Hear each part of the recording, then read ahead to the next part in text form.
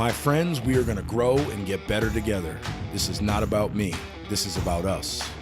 Welcome to Win Today with Johnny Martin.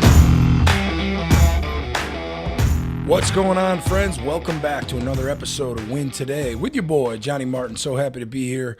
I'm going to cut right to the chase because we have a phenomenal guest on the show today. This guy's accomplishments are most recognized by the powerlifting, training, and fitness world, but his story is sure to touch any person on this planet that wants to change their life. As usual, folks, on this platform, I want to bring people to you that have worked over a very, very long period of time to define their why and to write their own story. And I think the guest we have today epitomizes that.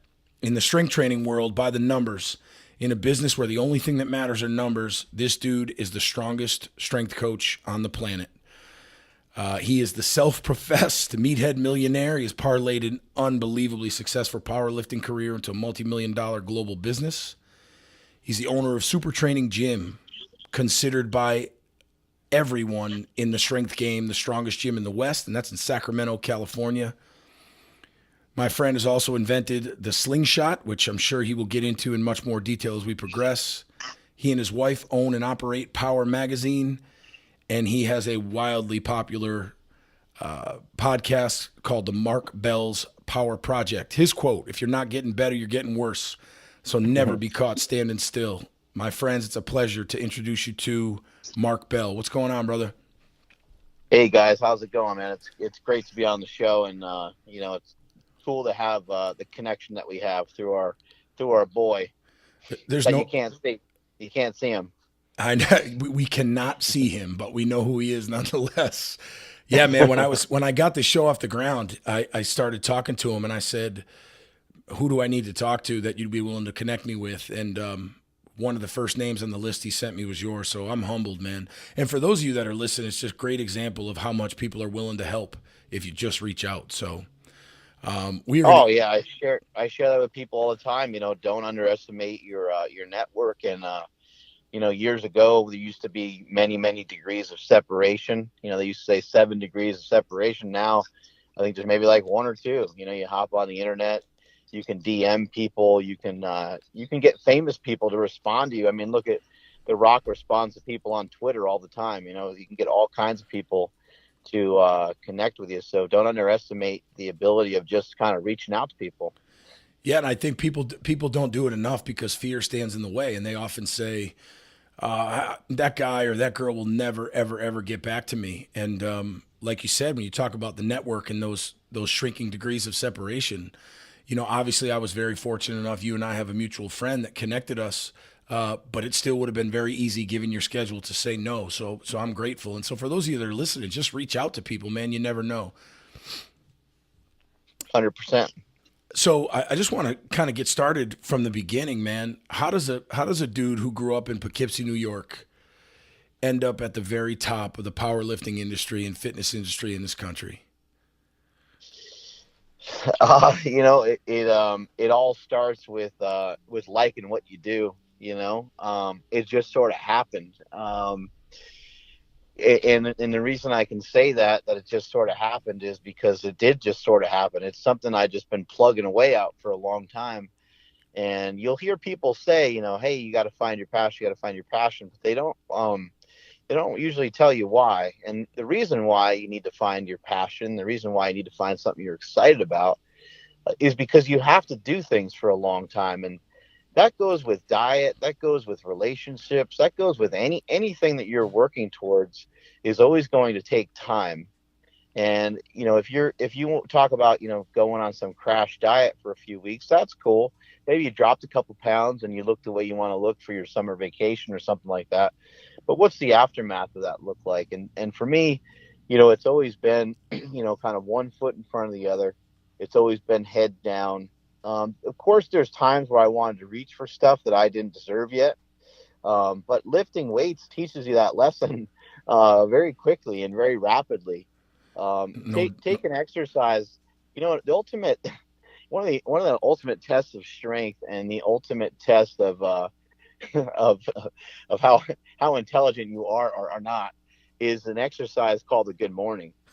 If you're dumb enough to overload a good morning with a weight that you can't do, then you're just an absolute beast. But lifting weights has a way of teaching you these lessons, and all my lessons have been learned under the barbell. I have power lifted every single thing that I've ever done. I put a lot of effort into stuff, and the intensity is high, and I go as hard as I can on it, and I'm only where I can be for that specific day due to the work that has led up to that specific day. And then from there, I take long periods of rest. Powerlifting teaches you the art of rest. You have to rest 5 minutes in between lifts, sometimes 8 minutes in between lifts.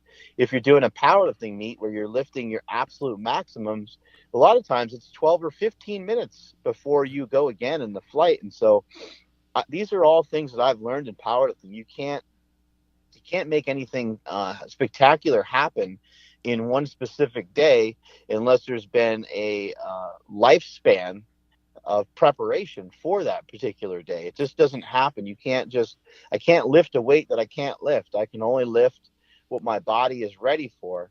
And even further beyond that, it gets more complicated.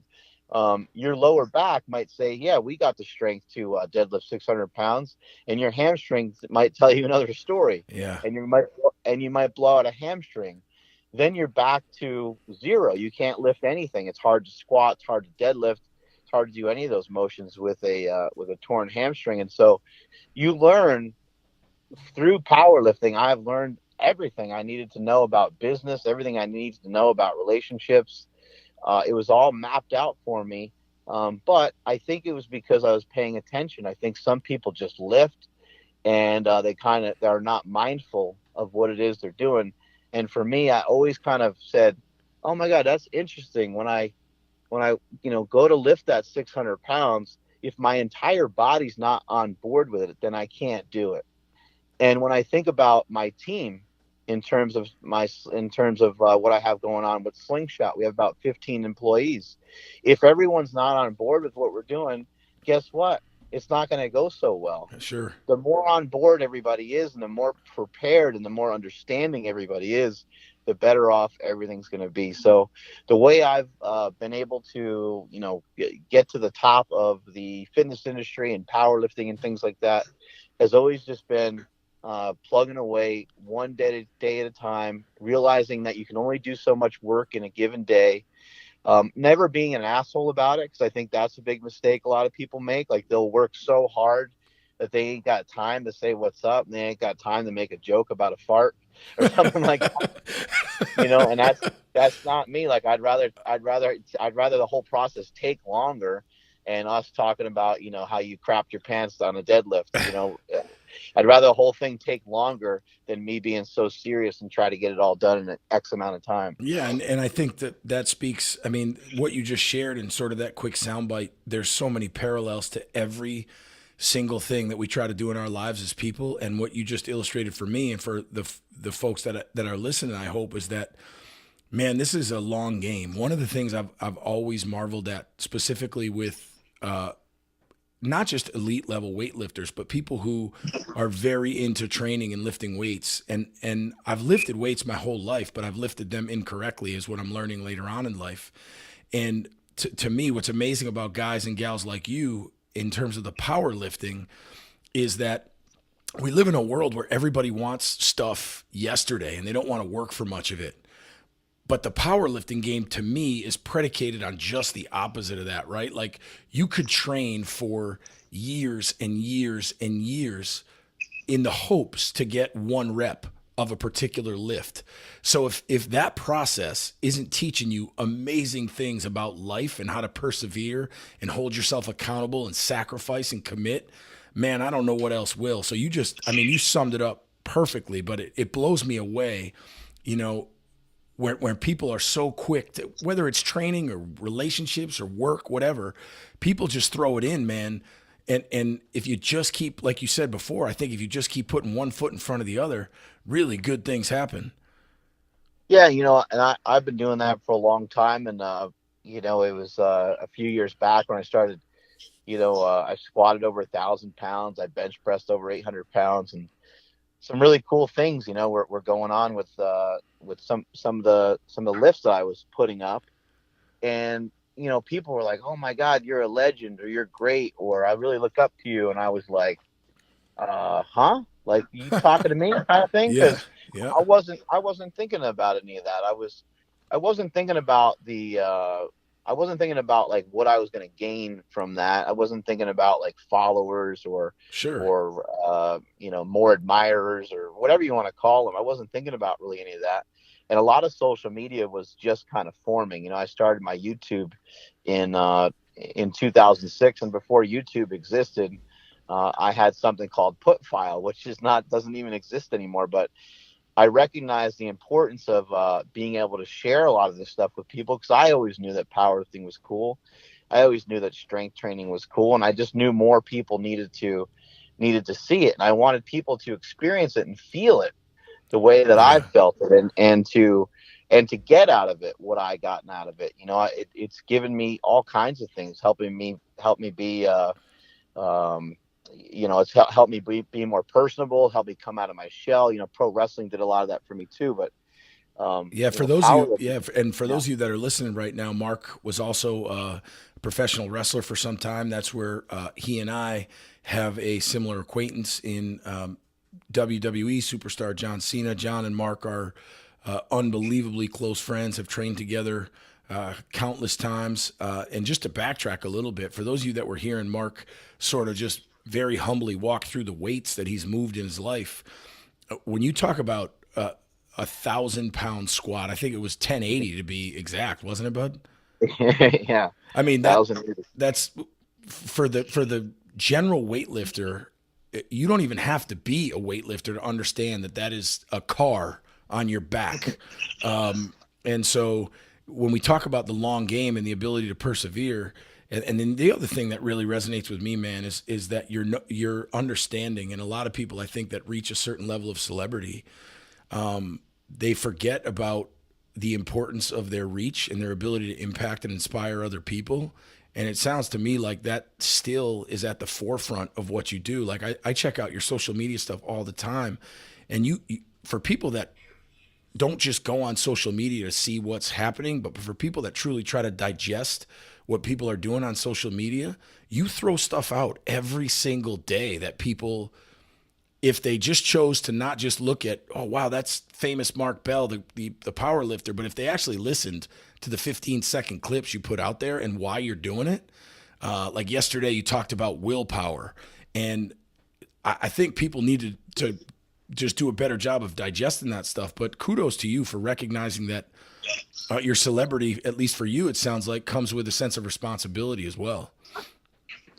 Yeah, and I feel obligated to film some of these things and to do some of these things. I when I go on like a 10-minute walk, sometimes it's with my family. I mean, I don't film them all the time. Sure. To give you a little history on the 10-minute walk, 10-minute walk is something I picked up from my buddy Stan Efferding, who encouraged me to get on these 10-minute walks to improve your insulin levels and also to improve digestion.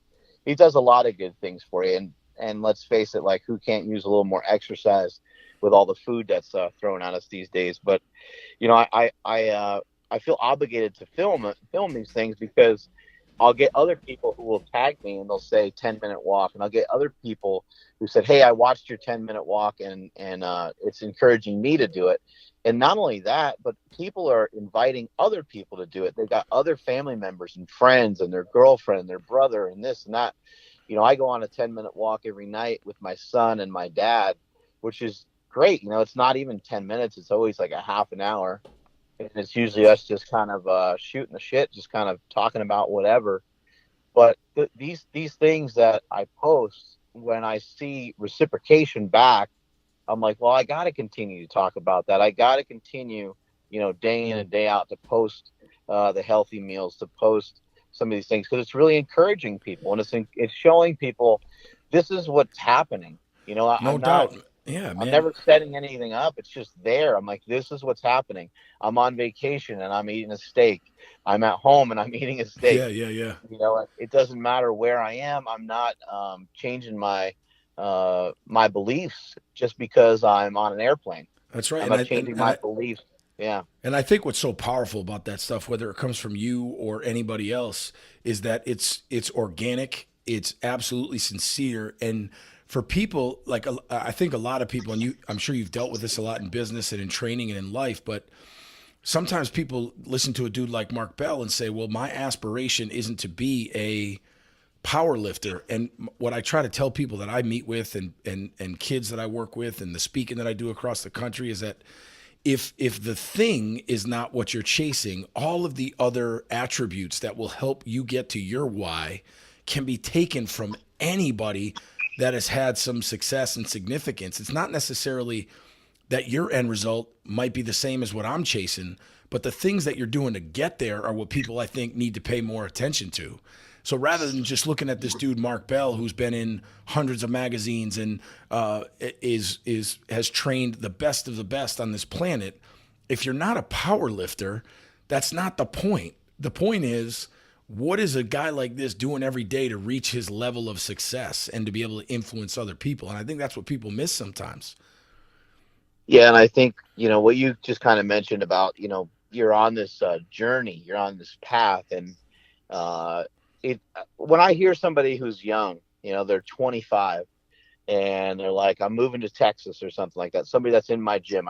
My gym's in Sacramento. And they say, I'm moving to Texas because I'm going to go down there and I'm going to finish up school, or I'm going down there to accept a job. I am so excited for them. Of course. Like, good for you, man. Like, you're trying something different. Maybe they grew up in Sacramento. Maybe mom and dad are in Sacramento and they're used to that. They're used to living with them. They're used to all these things. But we all know as you get a little older, you start to open your eyes and you recognize, hey, man, even if I chase this down, it's still going to lead to this other thing. It's going to always turn into something else. If you study, if you study applied mathematics and you get a PhD in it, who the hell knows how you'll ever use that? Maybe you won't. I don't know. Sure. Who knows what it will turn into? Maybe you'll get turned down for all kinds of different jobs and won't be able to get anything that you want. But maybe that skill, or even just what you went through, the amount of school that you had to go through, the amount of education you had to go through, maybe you become so intelligent to the education system and how long you had to go to school for. Maybe you figure out a better way for everybody else to go to school.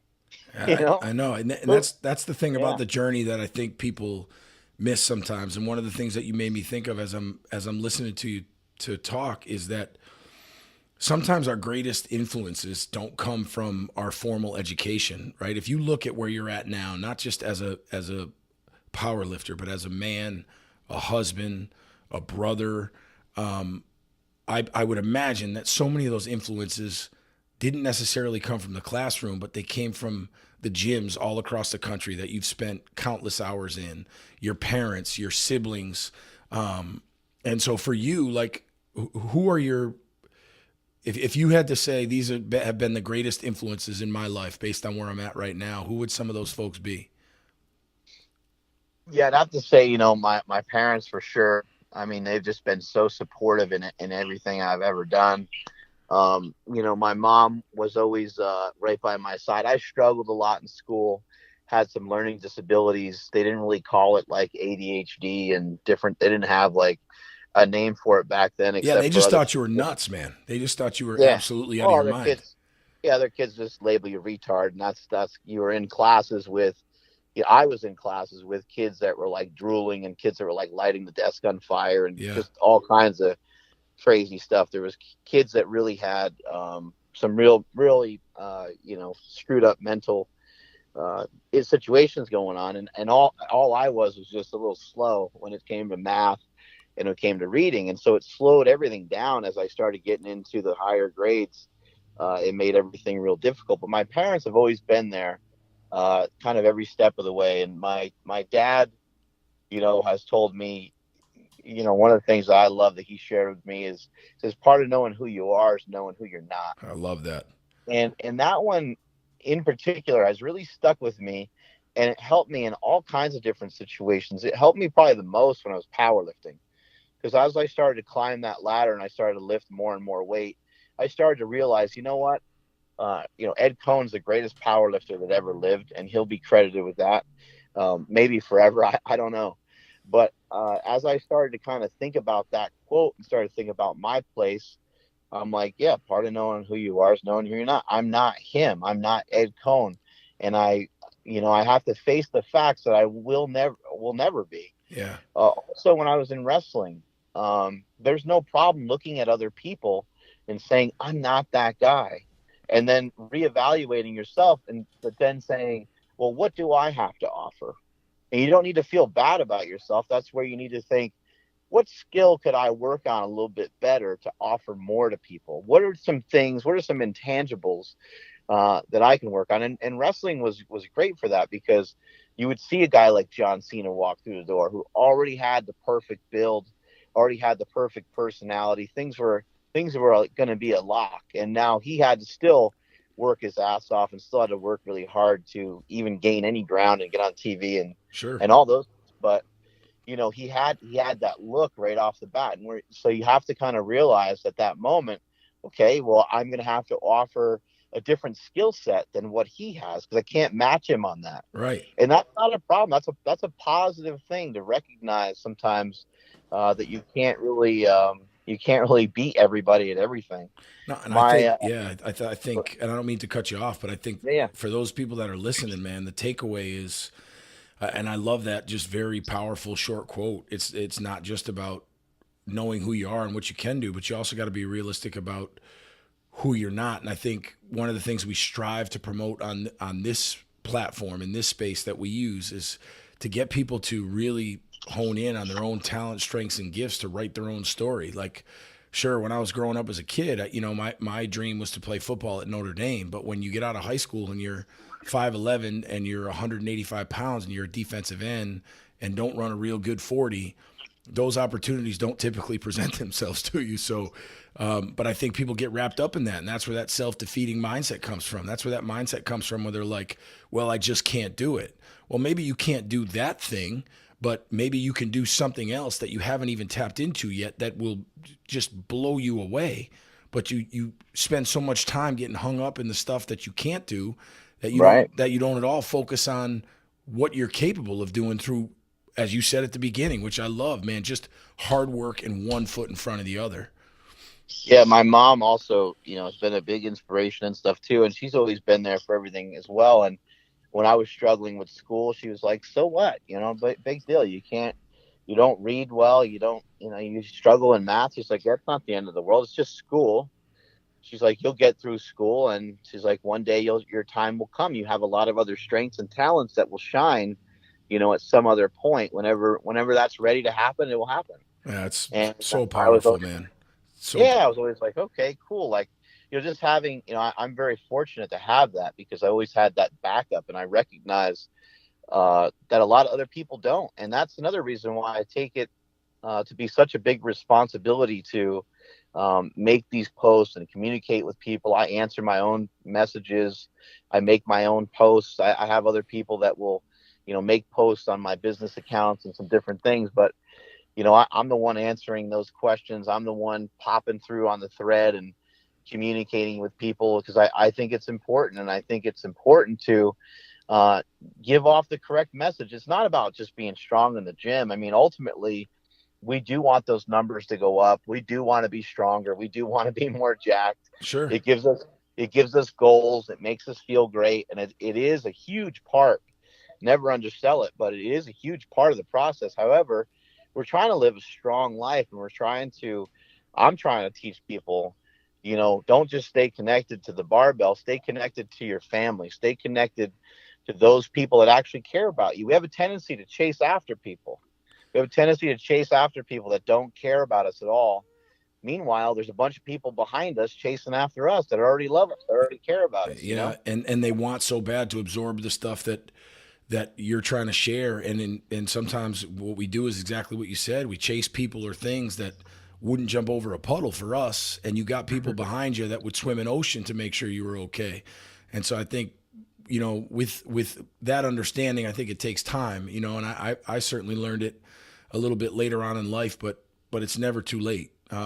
Before we go to break on this this part of the episode, Mark, what is your, like, new people you hire or new people that come into the gym that you're working with right around this mindset that you're sharing with us, what's your philosophy around helping these young athletes and these young lifters around, especially in a game like yours where setbacks can not only be long lasting, but also injurious? Like what is your approach when you coach these guys, for those people that are listening from a coaching mentality? Like what's your philosophy around getting these folks bigger, faster, and stronger? Yeah, it's from a lifting perspective, obviously, teaching them proper form and technique and all these things are essential. But also just, what I preach whenever I'm talking about diet, whenever I'm talking about lifting, again, is it's not all going to happen in a day. And oftentimes what I'm teaching the younger athletes is have the strength and the courage and the lack of ego, I guess you'd say, to take weight off the bar. Everyone wants to just pile weight up on the bar, but take weight off the bar, do the lift the right way. I always say you're not going to go to jail. You're not going to go to hell for doing the lift the right way. And so that's the main thing that I try to teach people is like, let's, from a lifting perspective, let's make sure that we're hitting these weights correctly. From a more of a life lesson standpoint, especially now things are a little different for me because I'm becoming more popular. And so I can jump in and say some words and stuff and it can encourage people. But what I've really learned is that people don't care how much they care that you care. And they care that true, man. They see that you care by the time that you provide.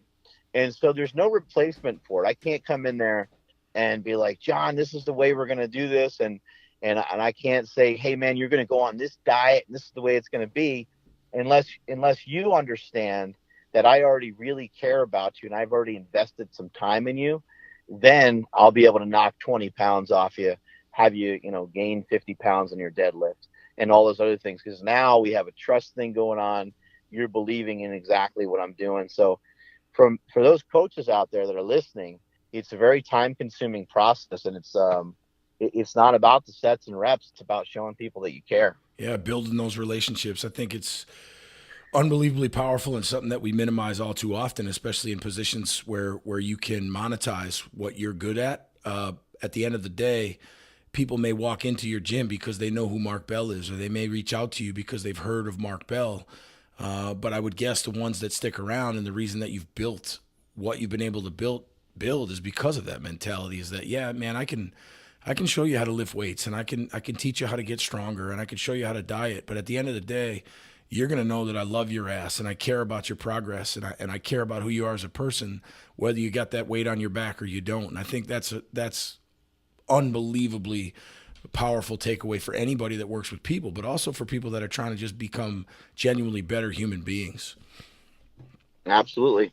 So on that note, folks, we are going to wrap up part one with Mark Bell from Super Training Gym in Sacramento, California.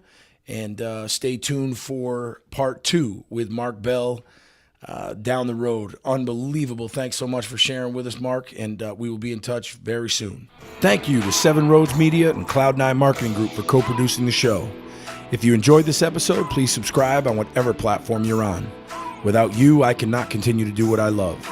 You can follow me personally on Facebook, Instagram, and Twitter at Real John C. Martin. I'd love to hear from you, so please reach out with comments and questions after each episode.